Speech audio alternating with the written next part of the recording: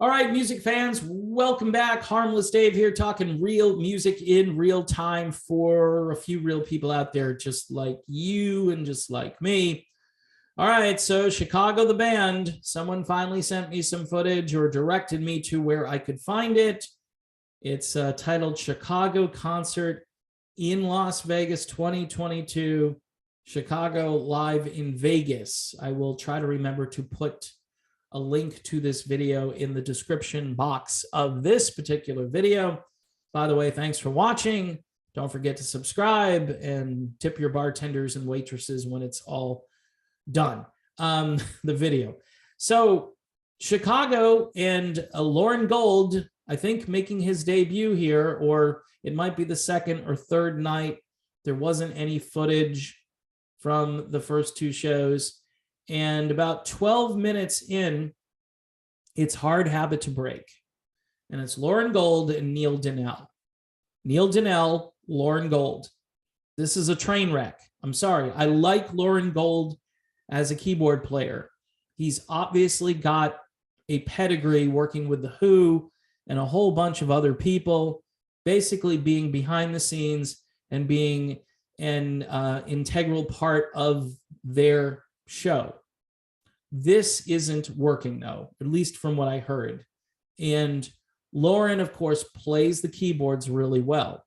He might be a better keyboard player than Lou Pardini or Bill Champlin. I don't know. But as a vocalist, the two voices here were like two guys at karaoke down the street putting together their best Chicago impersonation. Lauren Gold does not have that rugged baritone, Lou Pardini, Bill Champlin, Terry Kath vocal capability. He just doesn't have it. That's not his singing voice. And I was saying in a previous video that I was concerned because I said, I don't think he's in that category of vocalists. So for all intents and purposes, Chicago is becoming a karaoke band. They just are. Lou Pardini was a great vocalist, a great songwriter, spent about 13 years with the band, decided he wanted out, mentioned that he had some new material that he wanted to record. I think he was pushing 70 years old. A lot of these guys, not that that's completely over the hill, all right, but I mean, Robert Lamb is what, like 75 or 76 or something like that? And the other two old timers well into their 70s.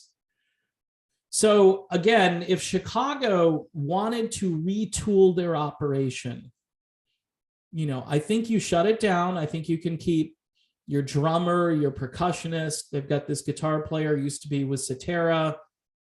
The bass player, Brett Simons. What I would do is, look, Brett, thank you very much. You did a good job here. We really need to find a bass player who can sing like Jeff Coffey or like Jason Sheff or like Peter Cetera. That's what we need to find. And it might be a tough go, but this is a pretty big planet with billions of people. You would think you could put out, some kind of casting call and say, this is what we need. This whole, we're just going to be this faceless, nameless band. It hasn't worked since Peter Cetera left the group because people were very enthusiastic about Jason Sheff. And when Jason would get up there and sing, or Bill would sing, people knew, hey, that's Bill, that's Jason. They weren't saying, who are those nameless, faceless people? With Neil Donnell, I think a lot of people are probably saying, oh, there's a singer up there. Okay. And I get it. These guys want to be this sort of bland democracy where nobody becomes the star of the show. But as soon as the spotlight goes on you and you're singing lead vocals, you're kind of the star of the show for that moment. Now, I'm not as bothered by that as the blend between Neil Donnell and Lauren Gold. There was no blend. Okay, this was two guys who did not sound good singing together. And by the way, two guys who don't really sound that great as singers. I get it. I get what they were trying to do with Neil Donnell, that he could sing any key. He could sing the baritone. He could sing the high notes. since they hired him, I was like, wow, okay, that's where they're going to go. He doesn't play bass guitar. He stands very awkwardly on stage a lot of the time. Even his clothing choices, to me, and I understand you're not trying to play the part of a rock star, because this has been Chicago's thing now for a while. But, back in the old days, they kind of played rock star a little bit. They were a bit flamboyant. Terry Kath, he used to wear, what was it, Rangers jerseys or hockey jerseys and stuff on stage. And then, of course, even now, like Lee Loughnane dresses okay, and so does Jimmy Pankow. But I don't know, the rest of these guys are like showing up to watch the band and not be in the band. That's kind of the way they look. Lauren Gold, I'm sure, is a fine keyboard player. His resume is gigantic, and a lot of people, including The Who, have used him, but not as a primary lead vocalist, from what I can tell, because I did a lot of research, and Lauren Gold hasn't recorded a lot of material, but when he has, it's primarily instrumental music. So you're hiring a guy to replace a really good singer in Lou Pardini. And I was actually surprised that he was going to be the singer on Hard Habit to Break, but I listened to it for a little while. And folks, Chicago has a big problem right now because they're basically a karaoke band. And then you've got these other bands that are out there, like Leonid and Friends would be number one on my list. A few years back, I promoted the crap out of that band, and I still believe in them. They've only gotten better over time, and they've gotten more interesting, and they bring in all these different people, and they have a really good ear for what sounds like the original record. All right. Now, some of their vocals aren't dead spot on, but they're at least making an attempt to get back to that original sound. There's another band out of New York City. It's called Beginnings. They're really good. That's all I can tell you. I've listened to them for a little bit, and I can tell you that in some cases, they're tighter, they're musically tighter, they're musically more authentic than this current lineup, because again, a tenor is singing the tenor parts, and a guy with a more baritone voice is singing the baritone and the lower parts. It's really kind of simple. It's sad because I love this band. I love Chicago, and it's sad that they couldn't make better choices for replacements, that just guys fall into it like, hey, we need Lauren Gold to fill in. Let's have him fill in. Okay. All right. So the other guy leaves, Lou leaves, and so we're just going to bring Lauren in. I would have had some serious auditions. You had a lot of downtime, or a good amount of downtime. I think you could have found someone and plugged them in. I know when Jeff Coffey was hired that Jeff had to learn a lot of music quickly, and he swooped in there, by the way. The story of Jeff Coffey is Neil Donnell had this in the bag, and they told Jeff to go up there and audition. And Jeff has a stage presence, by the way. Jeff plays bass really well. And Jeff is far closer to the Cetera, Jason Scheff model than this guy, Neil Donnell. And I'll keep saying it, and I'm sorry if that hurts people's feelings, but you're charging $200 a pop or whatever for a crappy seat to go see Chicago in concert.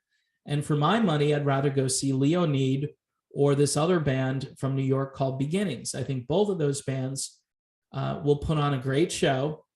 And with all of these faceless and nameless people that are now occupying the stage with Chicago, it's not a stretch to say, hey, I'd go listen to this tribute band and they were nameless and faceless, but they did a really great job. And because they did such a great job, I got to know who some of the names were and how they, match the faces that we saw on stage. So I think people are going to get to this point. And Chicago, they've got a pretty grueling tour ahead for guys, 3 guys that are well into their 70s. We'll see how that goes. I just don't think this keyboardist is going to work, and maybe they're going to keep him. And some people, like the casual fans, I saw a bunch of comments on there, and the casual fans loved it. They did. All the comments were great. They were positive. They were upbeat. And as a hardcore fan of both the 70s lineup and then the 80s lineup of Chicago, and respecting some of the stuff they did, since the 90s, they had some really decent stuff that they put out there. Chicago 30 was an excellent album. And that Now record with Jason Scheff, I thought was really well done in places. And they still had some gas in the tank if you go see them live. I mean, Jason Scheff, being the veteran he is, he gets up there and he plays a song by himself on keyboards. And he's not like a keyboardist, but he still gets up there and he manages to do a really good job. So I don't know. I guess maybe there's just bias that I have that I can't overcome. I mean, I will post the link in the description of this video. And at about the 12-minute mark, you're going to hear Hard Habit to Break. Or I think it's Hard Habit to Break, or You're the Inspiration. Either way, these two guys are vocally not compatible with each other, number one, and they don't represent anybody in any karaoke bar in the United States. With two guys, pick a baritone, pick a tenor, say, get up there and do Hard Habit to Break. It's going to sound better. So long as they can sing, it's going to sound better. So, yeah, that's sort of the sad truth of Chicago. They are now a bit more like a karaoke band than before. Some people have said this for a few years now, but I think, if you're not even going to try to get to that place vocally anymore, then what's the point? I mean, you could hire anybody, and that's apparently their new strategy. And again, Lauren Gold, great musician. Maybe not great for this particular role as a primary singer in the band, but he is a great musician. I just want to make that clear. I don't want to throw the guy under the bus as a musician, but this probably isn't the role for him on vocals. So that's my disclaimer.